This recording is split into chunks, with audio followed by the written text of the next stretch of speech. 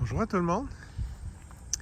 Ça, c'est un prunier, un poirier qu'on a greffé à... Je pense qu'on l'a greffé l'an passé. On est en 2022, là. Les greffes ont bien poussé l'an passé, puis là, ils ont été pliés cette année. C'est pas moi qui les ai pliés, je vais dire à mon ami qui est la propriétaire de les plier à l'horizontale, pas sous l'horizontale. Mais c'est juste pour vous montrer comment les greffes ont poussé puis ont progressé depuis un an. Donc, les parties greffées sont là. Regardez, là, on voit bien les points de greffe. Ça, c'est une greffe en couronne qu'on avait fait. Puis on avait mis plusieurs cultivars. Puis je vois que dans ceux que j'avais sélectionnés, il y en a qui sont très sujets à tablure. Fait qu'on va... La bonne nouvelle, c'est qu'on va pouvoir sélectionner les greffes qu'on veut conserver. Ça ici, c'est Daniel, il va se reconnaître. C'est lui qui avait greffé ça.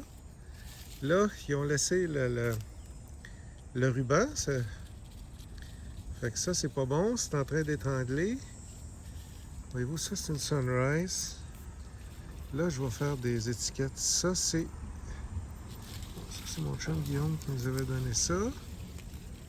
Ça, c'est un autre Sunrise. Fait qu'il y a deux Sunrise ici. Puis je vois qu'il y a une branche qui va vers l'intérieur. Fait que celle-là, il va falloir l'enlever. Ils l'ont plié, là, mais il va falloir l'enlever. Ici, on va voir. Ça, c'est le bout que j'avais greffé. J'avais fait 4 greffes. Ça, c'est Dewdrop, celle-là ici. Puis on voit que tout est en train de... Tout est en train de se... Ça, c'est Maxine. Vraiment, les tapes sont beaucoup trop serrées. On voit que les greffes commencent à être solides. Fait que je leur avais montré à plier les branches. On voit qu'ils ont plié. Ça va. Étant donné que les branches ont été pliées, donc ça a été greffé au printemps 2021. Ça a poussé beaucoup parce que c'est sûr que quand on greffe en couronne, ça part en fou, là. Tu sais, parce qu'il y a tout le gros arbre de racines, mais il ne reste plus rien que ça. Tu sais, il ne reste plus rien que les greffons là, pour prendre toute cette sève-là. On avait laissé un tire-sève. Là, ça va être le temps de l'enlever, là. Au printemps prochain, ça va être enlevé. Fait que tout ce qui est en dessous des greffes, on enlève ça, comme ça ici. Fait que on voit que l'an passé, ils ont poussé. Cette année, ça a été plié. Puis on voit que parce qu'ils sont pliés, ils commencent à faire des bourgeons. Soit des bourgeons floraux, des dards, là, ça va être à voir. On est à la fin août. Ça n'a pas l'air bien gros, mais des fois, ça dépend des cultivars. Tiens, regarde celle-là aussi. Celle-là, je suis vraiment déçu d'avoir greffé quelque chose d'aussi sensible à tablure que ça. C'est vrai qu'il pleut beaucoup cette année. Ah, puis il y avait un gros érable ici, ils l'ont coupé. C'est peut-être ça, cette cochonnerie. C'est peut-être ça qui a tout fait cette cochonnerie-là.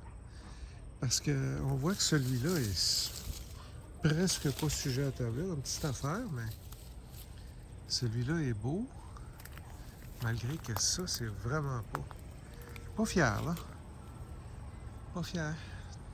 C'est des cultivars qui étaient à l'essai. Je suis pas fier. Quand je vois qu'un beauté flamande a moins de tablure, ça c'est un beauté flamande à côté. Que ça, il va falloir que... Peut-être que c'était l'érable qui faisait vraiment beaucoup trop d'ombre. Allez-moi voir ça. Fait que, bon, toujours est-il que greffé en 2021, là on est en 2022. Pour moi, en 2023, ils vont avoir des fruits de ça. Puis là, ils vont commencer à avoir des poires de plusieurs cultivars. Fait que, voyez-vous, ça va relativement vite. Ça prend 3 ans pour commencer à avoir des fruits. Puis à pouvoir goûter à ce qu'on fait quand on convertit un poirier dont les fruits étaient vraiment pas bons en poires en poires qui produisent des fruits qui sont bons. Ça me mord. Regardez-moi ça. Il me mord. Donc,